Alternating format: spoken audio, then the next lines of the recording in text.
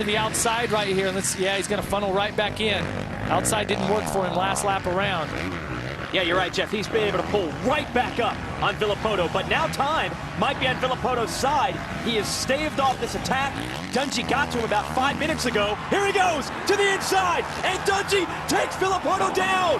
The crowd goes crazy, and on the other hand, we were wondering if Dungey would attack like that. Unbelievable. This could shake it up. Trey Canard is in third. He's 50 seconds back. Villopoto's got to get the bike started. He does.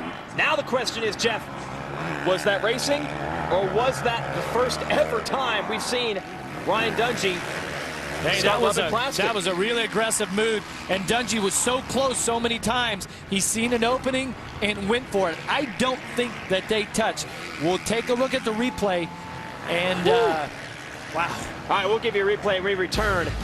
We've never seen Ryan Dungey attack like this. Side by side, Villopoto goes down.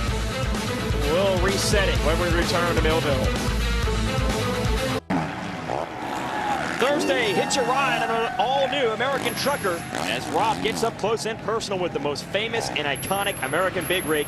It's a Freightliner adventure on an all-new American trucker Thursday at 10 Eastern, only on Speed. Well, Ryan Dungey, we've never seen this type of aggression from him. Jeff, take us through it. Watch. He sees the opening, carries his momentum around, and Villopoto doesn't get through clean. Now, Villopoto tries to pull up out of the way, and watch Villopoto trying to stay away from Dungey's rear tire, and just stuffs the front wheel of his Kawasaki in here. Watch this one more time. Gets a little wide, and then hits that soft dirt right there on the side of that hill. What makes the bike come to a complete stop? Did he just grab front brake to try to avoid running in? Stuffed it in there, knifed the front tire as he was trying to miss Dungey's rear tire, but it was totally aggressive, no doubt about it. And that move is going to give Dungey the overall if he can keep it on two wheels to the finish. What a run here for Trey Canard in third. First race of the year outdoors, coming off of a broken femur.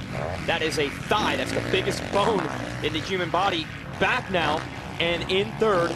Solid run in Moto 1. Going to back it up here in Moto 2. Should be good enough for an overall podium. Amazing run. And by the way, it's his first ever race on the 450cc bike outdoors. Yeah, but it's not his first femur break. No, did it a couple of years ago on the 250, yeah. So, I don't know how these guys do it. It's the same thing where we saw Reed have that big crash earlier.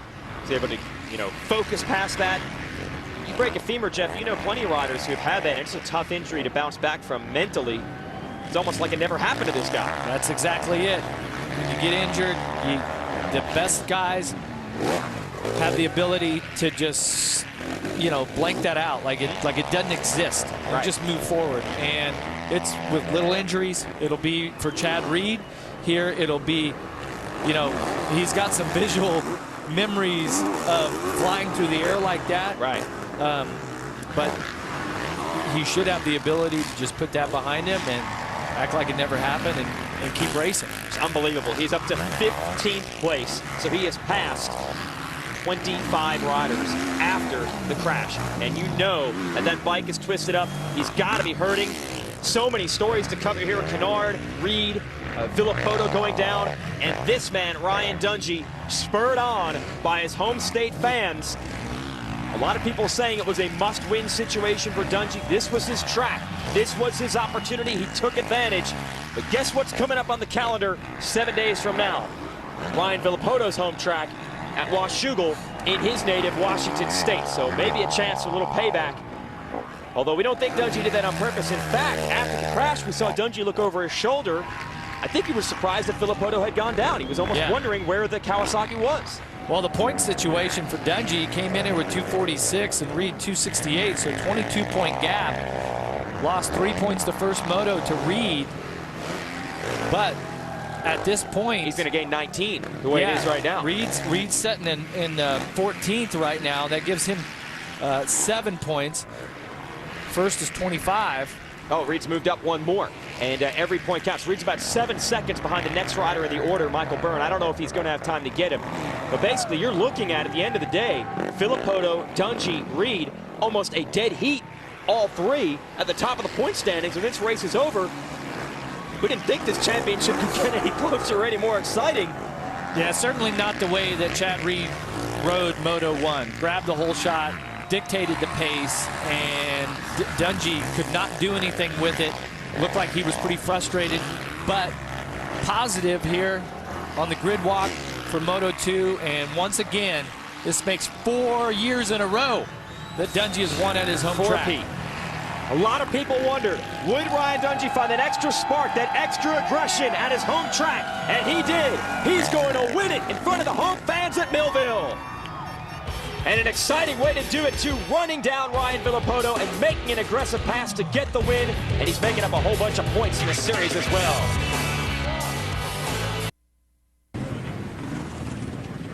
Welcome back to Spring Creek. You are looking at one of the toughest athletes in any sport. We'll show you why. Here's your Lucas Oil race recap, and we'll show you exactly what happened to the number 22, Chad Reed. Happened early in this one. Watch this here. Reed hits a kicker, flies through the air while leading the race. And gets up and finishes 14th. We thought it was all over. Maybe the season, maybe everything. Good 30 feet in the air, and here he is about a minute later. Did not even go a lap down. Got back in the race. Past 26 riders. Meanwhile, Ryan Dungey runs down Ryan Villopoto late and executes this pass, not only to take the lead, but it caused Villopoto to go down. Don't think that was Dungey's intention, but it was enough to prevent Villopoto from fighting back, Jeff. Yeah, watch Villopoto stays wide, and he stuffs it in some soft dirt and goes down, and that would give up the overall. So Ryan Dungey wins Moto 2. He had a second in Moto 1. Reed won that one, but was not a factor to win this one. Meanwhile, we've got Aaron Bates, who has caught up to a very sore and very lucky Chad Reed. Aaron? Very lucky indeed. Chad, a spectacular crash. You had a long time to roll up the windows out there. What went on from your perspective? I didn't even know. I was actually excited that I made a pass on Ryan. I was aggressive right away, and next minute I know the handlebars just got ripped out of my hands, and I was winding up the windows. That was the scariest crash I've ever had, and man, I hit my head pretty hard and felt like I was going to throw up at any time in the moto. So just any points helps. I didn't even know where I finished, and tough day, but you know, championships are won on your bad days. A true warrior today, Chad Reed. Unbelievable. Every point's going to count now. When we show you the standings later on, you'll see why it is so close between these two, or these three now that Dungey has actually rebounded. Incredible. Lots of drama today at Millville. We'll talk to our podium finishers when we return and try to sort this all out. Well, so much to discuss here at Millville. Let's talk to someone who has a first-hand perspective. Let's go down to Aaron, who has our winner, Ryan Dungey. Well, some people might consider it home track advantage. Ryan, you've had so many laps on this, but so deserving today. Take us through that ride, and also take us through the pass that you made on Ryan Villopoto. Well, I got off to a pretty good start, right? I think I was third. Was able to move my way into second, and Villopoto started opening up a little bit of a gap, but you know, I knew it was a hot day, and it was going to be a tough one, lengthy race, and it ended up being that, you know, he maybe got caught up in some areas, but was able to make the pass coming out of that sand wash area, the last corner, and it feels good, man. It feels good to win in front of the hometown crowd, but really special to have everybody here. You know, they root. It takes a lot of people to make this happen, and I'm so glad we can all celebrate it together. 4 years in a row you've pulled this off here, 2 in the 250 class, now 2 in the 450 class. You've got over 45 family and friends here, but this entire place was chanting on their feet for you. Did that give you the extra energy that you needed to pull this off today?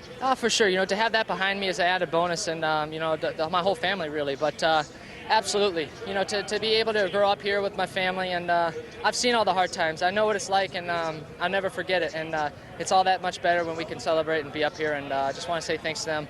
Thanks to the man above. He makes it all happen. You know, and my mom and dad, everybody, and family, brothers, Lindsay, and the whole crew, Team Rockstar, Makita Suzuki, and Dunlop, Showa, all you guys. Thank you.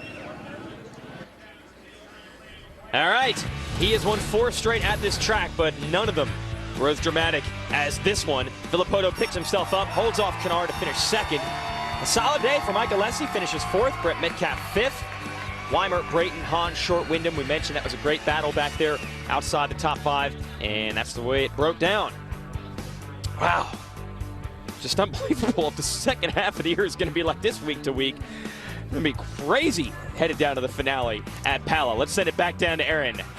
A tough day for Ryan Villopoto. Ryan, just when you were making the pass happen, something went drastically wrong. Take us through what happened from your perspective, because Ryan said that you guys actually didn't touch.